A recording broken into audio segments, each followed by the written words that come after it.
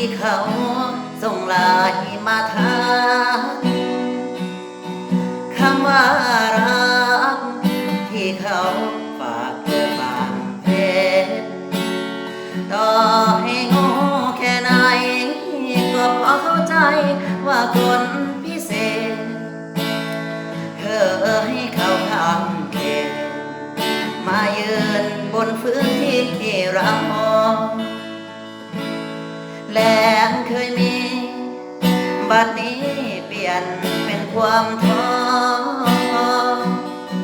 ฝันเคยรอแปลงร่างเป็นความปวดร้าวขอโท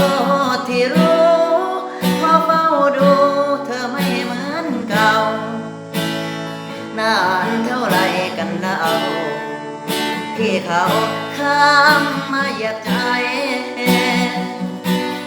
อายเพิ่งรู้หรือว่าเธอเพิ่งถามบอกมาสักคำมานานแค่ไหนคนหนึ่งสู้งานสร้างตนอีกคนมาแอบหลายใจเป็นเธอจะเจ็บไหมลองถามหัวใจสักครั้งความเป็นไปหลักฐานมากมายตามทีลบเรื่องนี้เรื่องนั้นก็ยังตกค้างจะบอกคำไหนแต่ความไม่ใจไงก็พังจากนี้ต้องทำไงบ้างเล่าสู่อายฟังได้ไหม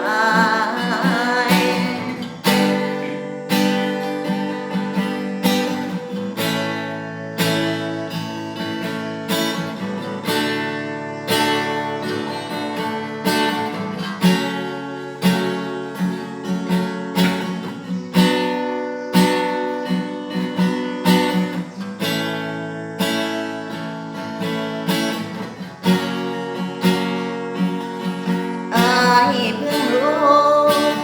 หรือว่าเธอเพิ่งถามบอกมาสักคำมานานแค่ไหนคนหนึ่งสู้งานสร้างตนอีกคนมาแอบหลายใจเป็นเธอจะเจ็บไหมลองถามหัวใจสักครั้งจากนี้ต้องทำไงบ้างอย่าบอกเด้อว่าให้